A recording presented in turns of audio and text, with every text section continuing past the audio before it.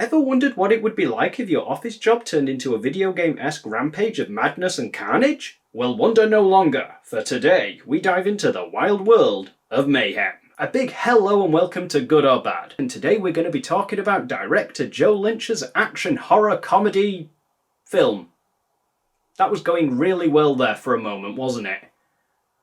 Well, in any case, let's talk Mayhem. The film that combines the monotony of a 9-to-5 office job with over-the-top action, blood that may at some points look like red paint, and a bucket load of comedy. But first, don't you forget about those like and subscribe buttons. So, clicky clicky button. Did I really just say that? So, what is this film about? Mayhem is a roller coaster of laughter and violence, with added bludgeoning. Good word, bludgeoning. But forget good words for now, because I want to talk movie.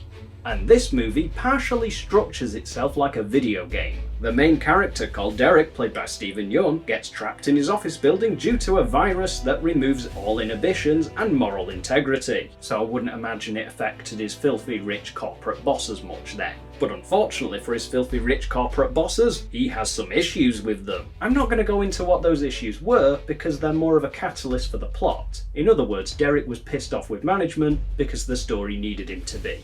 It wasn't badly written, just serviceable. So he teams up with co-star Samara Weaving, who is also very cross with the company, because again, the story needed her to be. And they start on one of the lower floors of the business and have to battle their way to the top.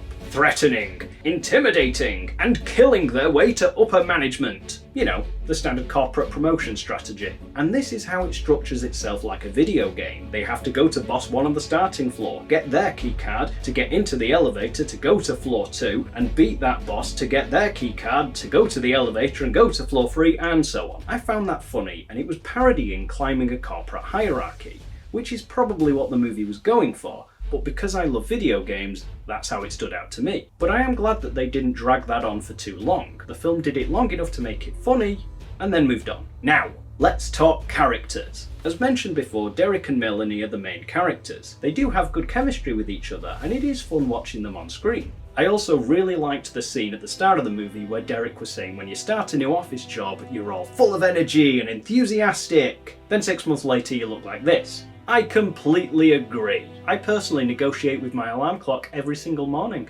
Now for the villainous villains.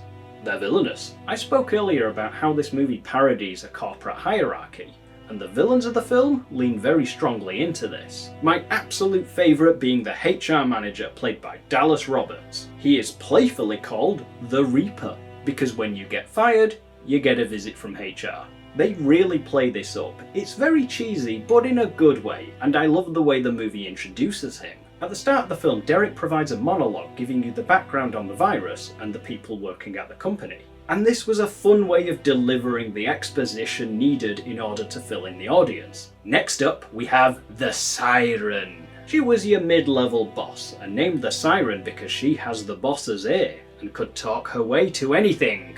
She was an enjoyable antagonist, and the person that Derek despised the most.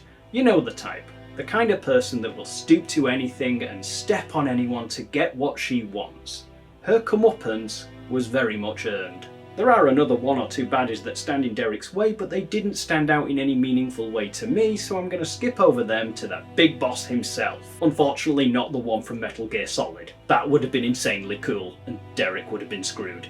John Towers is exactly what you'd expect him to be. Cocaine addicted, power hungry, and no regards for anyone else. A bad guy you can truly get on board with hating. Spoiler alert, it doesn't end too well for him. But when this is all over, I will piss on your corpse as well.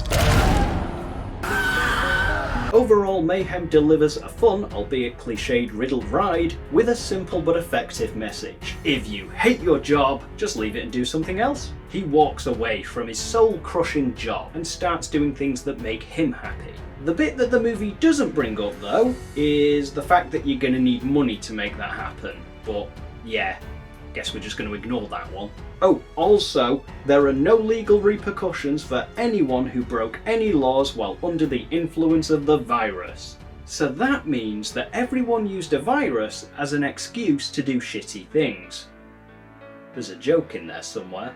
Mayhem is a fun film, good action, silly characters and over-the-top violence. A 7 out of 10, it's well above average, but it doesn't do anything to stand out or leave a lasting impression.